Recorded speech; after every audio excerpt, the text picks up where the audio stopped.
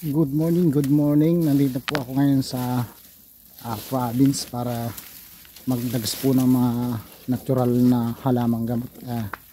Sa mga subscriber ko po niya na sumusuporta sa akin, kumusta po kayo? Sa bago lang po dito sa channel ko, likes naman po dyan and subscribe and share. Dito ako sa province para mag-vlogs ng mga halamang gamot na natural.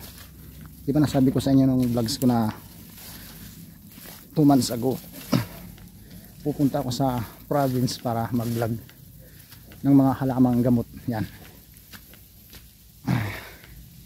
Yan. Ito po yung tibig. Kinakain po yung bunga niyan. Kapag siya ay na yung kulay dilaw na o yellow color, yan, tibig. Din marami pong pakinabang niya sa tibig. Yan po ay kung may mga pispan kayo, kagaya ng nag-aalaga kayo ng mga hipon tapos tilapia, hito, dalag, ano pa man na tubig tabang, tapos pag summer kinakailangan po ninyong magdagdag ng supply para yung tubig hindi pumunta sa ilalim ng lupa, na dapat may tanim kayong marami nito, tibig. Kasi alam po ba ninyo ito, kapag tinaganin nyo yan o naputol, napakadaming tubig po ng loob ng katawan nito, kaya maganda siya na nag-absorb ng tubig sa palasdaan. Kung may mga rice farm kayo, yan, tingnan niyo oh. Yan. Daanan ng tubig ito sa nog pag naulan yan. Siyempre yung ibang tubig dito maraming nasisipsip niya. Doon sa pagbaba doon, hindi siya mag-i-erosyon kasi maraming puno. Isa na nga dito ay ito, number 1 siya na nakaka-absorb ng tubig. Kung may mahilig kayo sa mga agricultures, sa taas nito magtanim na kayo. Tapos kung may pispan nga kayo, the best po itong tibig. Ano pong tawag sa inyo? Comment anong tawag sa inyo itong puno na to. Then yan po yung kanya oh. Yan. Yan po yung dahon niya. Yan.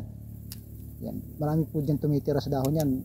Minsan may ahas, may kubra, may mga ahas na kulay green, may mga daga dyan or paniki, bat. Tapos yan, maganda rin siya sa kapaligiran kasi malilim.